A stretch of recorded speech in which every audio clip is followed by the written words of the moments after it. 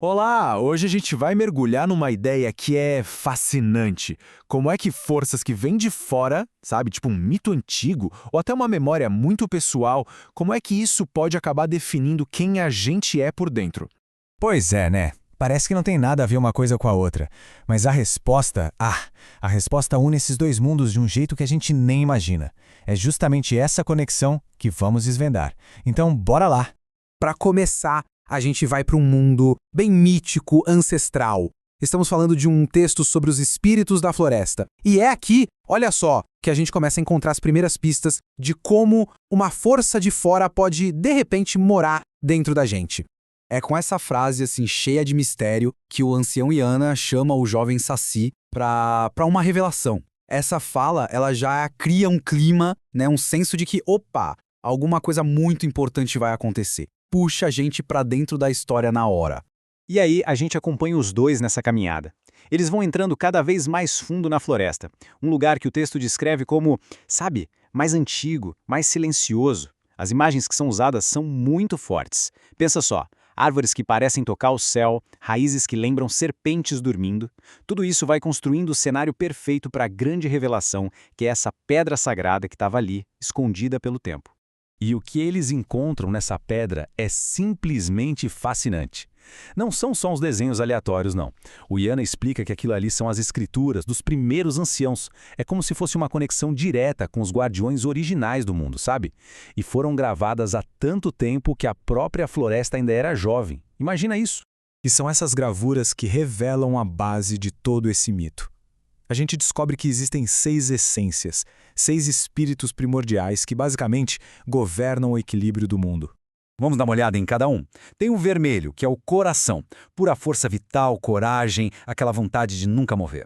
Aí vem o amarelo, que é a luz, responsável por guiar, por iluminar o que está escondido. O verde, claro, é o nascimento, a vida nova, o crescimento da terra. Depois o azul, que são as águas, né? Os rios, a chuva, todo o movimento do mundo. O violeta representa a morte, mas olha que interessante, é vista como uma passagem, não como um fim.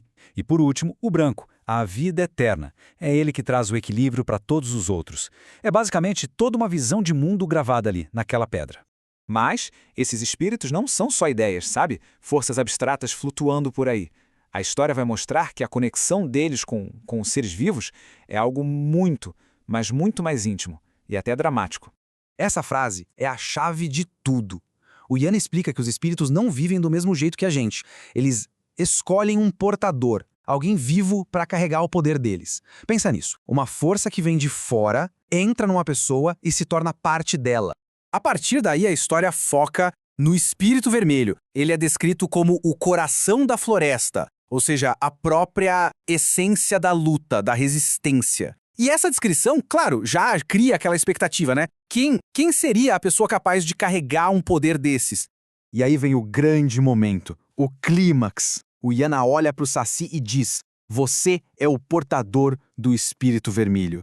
É incrível, porque nesse exato instante, o mito deixa de ser só uma história antiga e vira a identidade do Saci. O espírito da floresta agora mora dentro dele. Aquela força externa se tornou a sua essência. Ok, agora a gente vai fazer uma mudança bem grande. Vamos sair desse universo do mito, grandioso, para entrar num mundo muito mais íntimo, mais pessoal. O mundo de um poema. Mas o mais curioso é que, no fundo, o tema é exatamente o mesmo. Essa frase logo de cara cria uma ponte direta, super poderosa com o que a gente acabou de ver.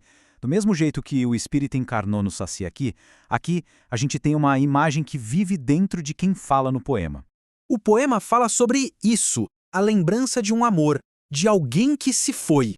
Fala das qualidades dessa pessoa, do sentimento que ela causava, e tudo isso se transforma em algo que simplesmente não vai embora. A imagem dessa pessoa vira uma presença constante. O poema até chama de um eco suave de um sonho eterno, algo que o poeta carrega dentro de si para sempre. Então tá, qual é a grande sacada aqui? Onde é que essas duas histórias se encontram? Vamos juntar as peças e ver como o espírito da floresta e a memória de um amor podem ser, na verdade, a mesma coisa. E olhando lado a lado, a conexão fica muito clara. Pensa bem, de um lado a gente tem o espírito da floresta, uma força mítica que vem de fora e se torna o coração da identidade do Saci. Do outro lado, a gente tem a imagem do amor, uma memória, algo super-humano, pessoal, que se torna um eco que define o mundo interior do poeta. Nos dois casos, o padrão é idêntico. Algo que veio de fora, não importa se é um espírito cósmico ou a memória de uma pessoa, é internalizado, absorvido e se transforma numa parte fundamental de quem a pessoa é. A nossa identidade, então, é formada por essas coisas que a gente carrega por dentro. E tudo isso leva a gente para uma pergunta final, para a gente ficar pensando. Se o Saci carrega o espírito da floresta e o poeta carrega o eco de um amor, o que será que nós carregamos? Que essências vivem dentro da gente? Quais são os mitos, as memórias, as forças que vieram de fora e se tornaram a nossa essência?